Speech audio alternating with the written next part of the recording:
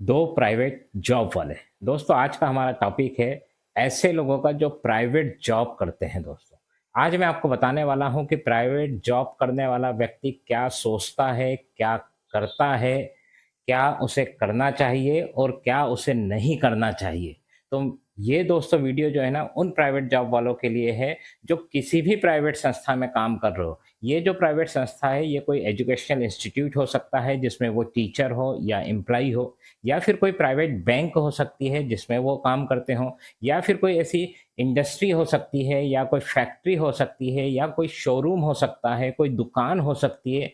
ऐसी जगह काम करने वाले सारे लोग जो प्राइवेट रूप से काम करते हैं उन सब के लिए वीडियो है दोस्तों।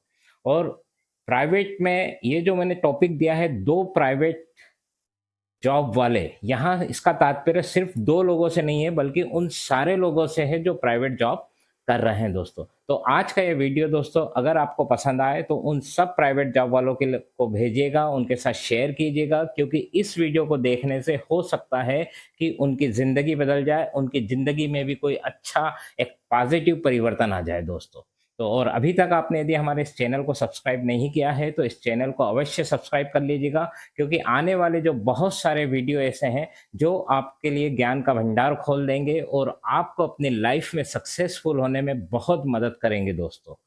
तो दोस्तों दो प्राइवेट जॉब वाले, जैसा मैंने आपको बताया कि प्राइवेट जॉब में जो लोग भी करते हैं दोस्तों, उनकी सबसे बड़ी खास बात ये होती है कि पहली चीज तो वो हमेशा अपने जॉब से असंतुष्ट होते हैं। असंतुष्ट होने का मतलब ये है दोस्तों कि या तो वो अपने बॉस से नाखुश होते हैं, या फिर ये हो सकता है कि उन्हें ये लगता है कि उन्हें आज जो सैलरी मिल रही है वो सैलरी वो जो हार्ड वर्क कर रहे हैं उसकी तुलना में बहुत कम है दोस्तों।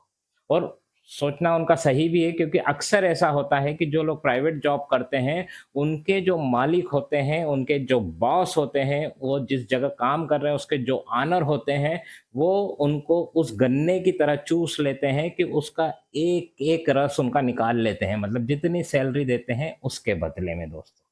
ये पहली चीज़ वो अपने बारे में सोचते हैं, और इस बारे में यदि सोचते हैं तो कोई गलत नहीं है। वैसे भी बीइंग ह्यूमन होने के कारण ये हमारा नेचर होता है कि हम अपने बारे में बहुत ज़्यादा सोचते हैं, और सोचेंगे क्यों नहीं, क्योंकि सब कुछ जो कुछ है वो हमारा अपना ही तो है दोस्तों।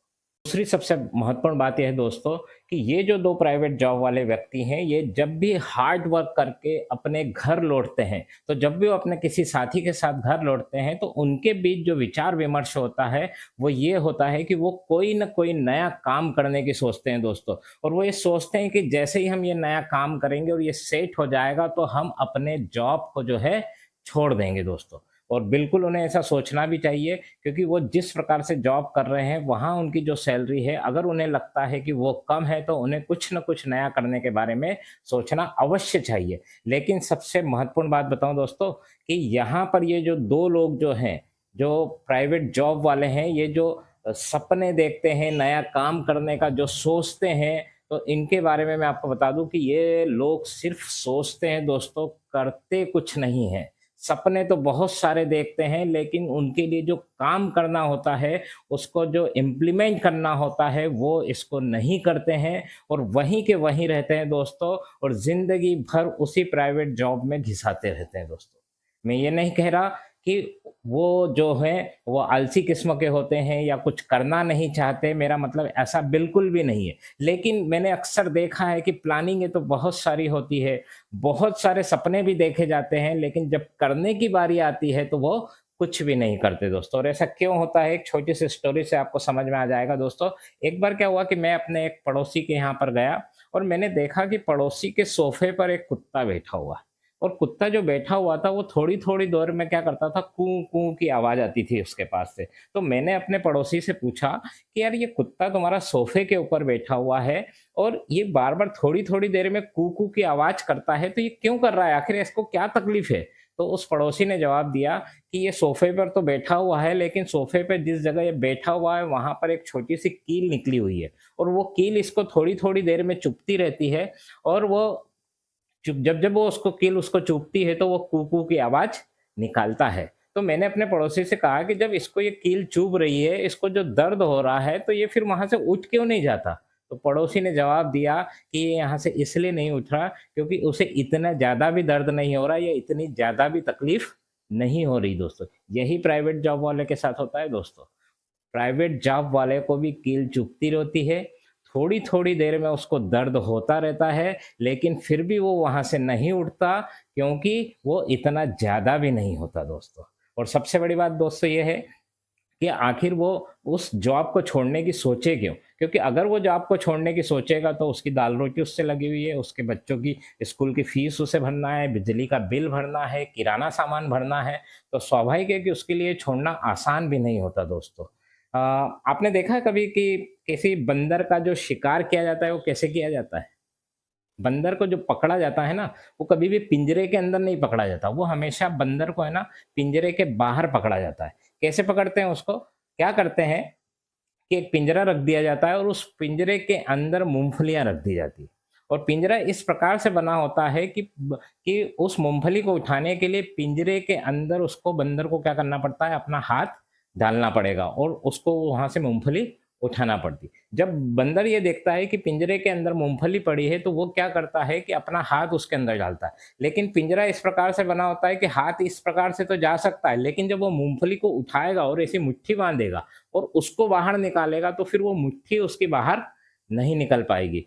तो बंदर जब उस मूँगफली को देखता है, तो इस प्रकार से हाथ डालता है, मूँगफली उठाता है और जब मूँगफली को बाहर निकालने की कोशिश करता है, तो उसका हाथ जो है वहाँ पर अटक जाता है। अब बंदर चाहे तो मूँगफली को छोड़ सकता है और अपना बाहर हाथ निकाल सकता है। लेकिन बंदर क्या करता है कि बंदर उस मूँगफली के लालच में अपना अपने हाथ से मूँगफली नहीं छोड़ता और उसका हाथ वहाँ का वहाँ फँसा रहता है और फिर शिकारी उसको जो है पकड़ लेता है। यही प्राइवेट जॉब वाले के साथ हो रहा है दोस्तों। उसकी जो सैलरी है ना वो मूँगफली की जैसी है।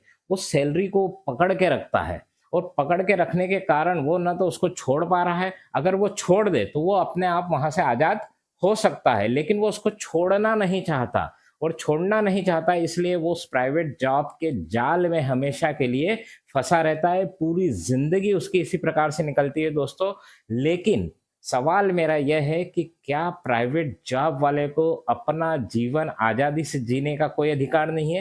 क्या उसे सपने देखने का अधिकार नहीं है? क्या उसे अपने सपनों को, अपने परिवार के सपनों को पूरा करने का अधिकार नहीं है? अगर उसको यह सब है और वो अगर ये सारी बातें जानता है, तो फिर वो उस मूँगफली को छोड़ क्यों नहीं देता?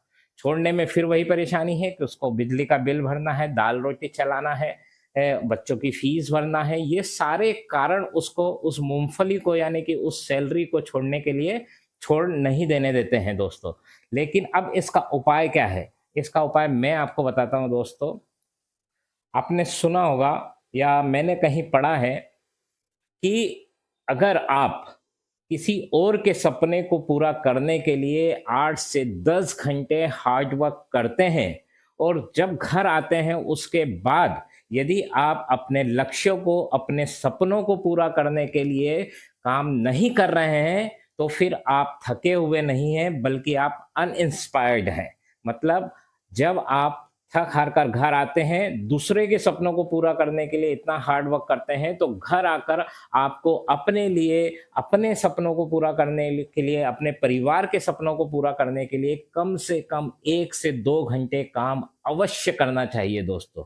तभी आप उस मूँगफली को छोड़ पाएँगे और उस प्राइवेट जॉब के ट्रैप से बाहर आ पाएँगे, वरना आपका उस जाल से निकलना नामुमकिन है दोस्तों। अब सवाल ये उठता है कि आखिर हम करें क्या? क्योंकि देखिए, आज अगर हम 8 से 10 घंटे काम कर रहे हैं और उसके बाद थक हार कर घर आते हैं और फिर कोई काम करना चाहते हैं, तो पूरा दिन तो हमारा लगभग उसी में निकल जाता है और कोई नया काम करना चाहेंगे तो उसमें इन्वेस्टमेंट की आवश्यकता होगी, उसमें हमको समय देना पड़ेगा, उसमें हमको काम करना पड़ेगा और फिर दूसरा उस काम में इतना पोटेंशियल भी होना चाहिए कि हम उसमें इतनी प्रोग्रेस कर सकें। मैं आपको बताता हूँ दोस्तों कि अगर आपके दिमाग में कोई ऐसा काम नहीं आ रहा है, तो आप ऐसा काम करिए जिसमें आपको कम से कम समय देना पड़े, जिसमें आपके लिए लोग भी काम करें और आप भी लोगों के लिए काम करें, मतलब एक-दूसरे की हेल्प करके काम करें और जिसमें आपका इन्वेस्टमेंट भी ज़ीरो हो, जीरो हो, यानी कि अगर आपका वो काम नहीं चलता है तो भी आपको उसमें किसी भी प्रकार का कोई लॉस होने की संभावना ना हो, मतलब आपके लिए उसमें किसी भी प्रकार की कोई रिस्क न हो। ऐसा काम आपको ढूँढना चाहिए दोस्तों। और मेरी नज़र में यदि देखा जाए तो आज के टाइम में नेटवर्क मार्केटिंग यानी कि मल्टी लेवल मार्केटिंग से बढ़कर या बेहतर कोई काम नहीं है दोस्तों, जिसमें हमारा ना तो कोई पैसा लगता है, ना कोई उसमें रिस्क है। सिर्फ़ हमको अपना काम करते हुए कुछ घंटे के लिए ये काम करना है दोस्तों। और ये जो काम है ये आपकी पूरी ज़िंदगी को बदल सकता है।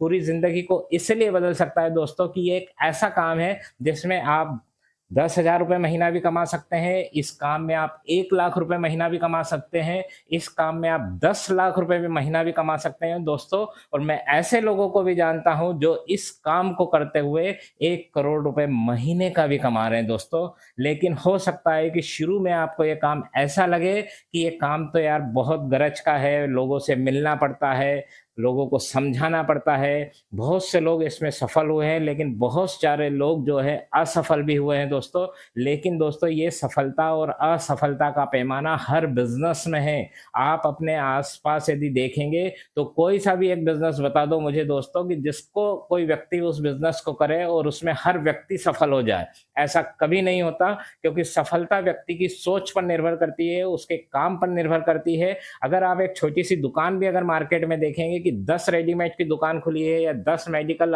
स्टोर मार्केट में खुले हैं या 10 किराना स्टोर मार्केट में खुले हुए हैं, तो दसों के दसों नहीं चलते दोस्तों। उसमें से कुछ दुकानें जो है बहुत ज़्यादा चलती है, कुछ दुकानें जो एवरेज चलती है, और कुछ ऐसे भी लोग होते हैं जो उन दुकानों को खोलकर बंद कर चुके हैं दोस्तों।